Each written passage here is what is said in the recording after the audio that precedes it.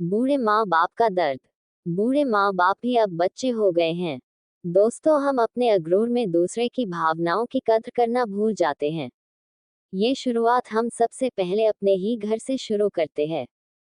हम अपने बड़े बुजुर्गों के साथ अच्छा व्यवहार नहीं करते, उनकी बातों को ना समझकर उन पर हमेशा चिल्लाते हैं। उनसे ऊंची आवाज में बात करते हैं, उनको बात बात पर जलील करते हैं, उनका ध्यान नहीं रखते हैं, बस अपनी जिम्मेदारी का बोझ समझकर घर में रखते हैं।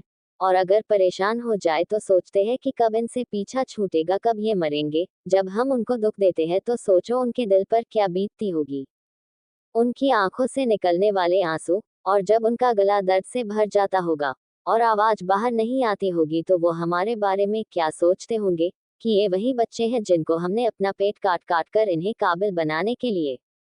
हम जवान से कब बूढ़े हो गए हमें पता ही नहीं चला। सोचा इनकी सफलता ही हमारी जिंदगी की सफलता होगी, पर आज हम ही इनके लिए बोझ है।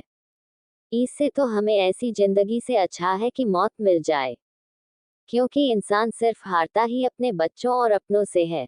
और बच्चे भूल जाते हैं कि ये माँ बाप ही है जिन्होंने हमें अच्छी जिंदगी और जीने के काबिल बनाया है। हम जितना प्यार अपने बच्चों से करते हैं, क्या उतना प्यार अपने बूढ़े माँ बाप से भी करते हैं?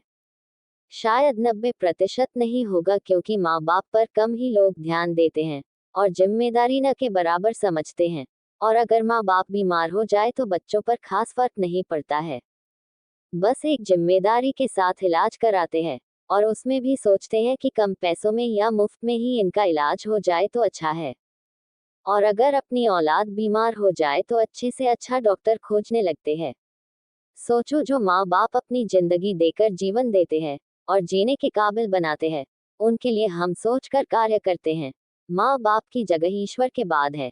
ईश्वर एक विश्वास है और माँ बाप एक सत्य है जो ईश्वर के समान है। ये बात तब समझ आती है जब हमारे बच्चे हमारे साथ वैसा ही करते हैं।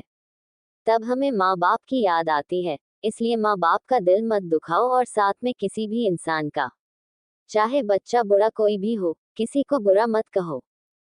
इंसान तो क्या, जानवर से भी बुरा व्यवहार नहीं करना चाहिए। दर्द सबको होता है, इसलिए जो बोएंगे वो ही काटेंगे। यही सृष्टि का नियम है। कर्म ही फल है, खट्टा या मीठा, मान या अपमान, समय समय पर सब यही मिलता है। जिस प्रकार घड़ी की सुई घूमती है और उसी रूप में पैसा और औलाद घड़ी की सुई के चक्कर के समान है। बात समझ में देर से आती है, पर जिस दिन समझ आ जाए समझ लेनी चाहिए, क्योंकि कर्म का फल कम ही सही पर कुछ तो मिलेगा। बस आप सबसे इतना कहना चाहता हूँ कि माँ बाप और बड़े बुजुर्गों का सम्मान करें, साथ ही सम्मान से बात करें। उन्हें हमारे प्यार की जरूरत अधिक है। अब हमारे बुजुर्ग भी हमारे बच्चों की तरह हो गए हैं।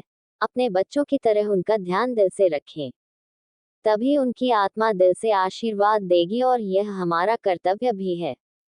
अगर हम सब मिलकर सोचे तो कोई माँ बाप दुखी नहीं रहेगा, और इस धरती में कोई अनाथ आश्रम न होगा। धरती माँ की गोद से प्यारी मेरी माँ की गोद है, जो बचपन की मीठी यादों से मेरे कण कण को खुशियां से भरती है।